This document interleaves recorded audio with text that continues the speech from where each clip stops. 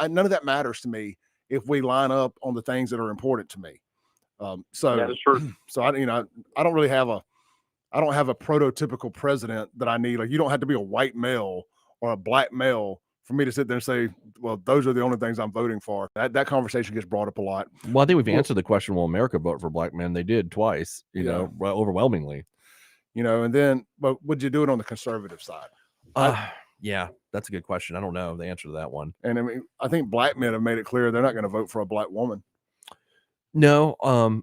Well, I think the majority of them did, but I think what they showed is that, because it was like 25% of black men voted for Trump that voted in the election. But I would say what it shows you that they're just not going to vote just because she's black. I think they were voting on, there was a lot of black men that were voting on issues that were important to them, that they weren't just focusing on one thing. You know what I mean? I think it certainly showed that.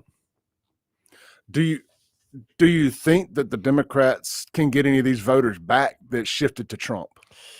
I've been listening to a lot of people voted Republican for the first time, and once you go one way, you typically rarely come back. I thought you were going to say something else. Well, I was going to say, once you go black, you never come back. Is kind of my analogy. Yeah. But I mean, like, same thing. Once you kind of pivot into becoming a Democrat or pivot into becoming a Republican, you usually don't go back the other way, especially as an adult.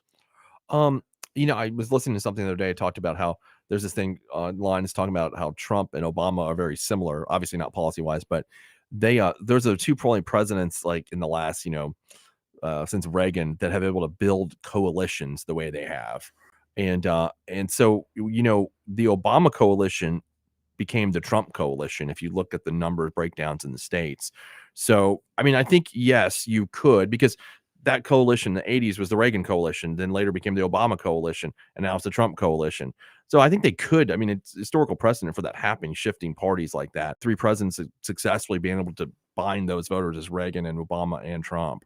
So yeah, they could. I just don't know if they have the political will or gumption, for lack of a better word, to do it. I don't know. We'll see. But yeah, I think they could if they did it the right way. Sure. I think and also I think that actually something else where those voters are not, the Trump coalition are not dyed in the wool Republicans, right? So it's not just like these folks are always going to be Republicans, the ones that put them over the top. You know what I mean? Yeah.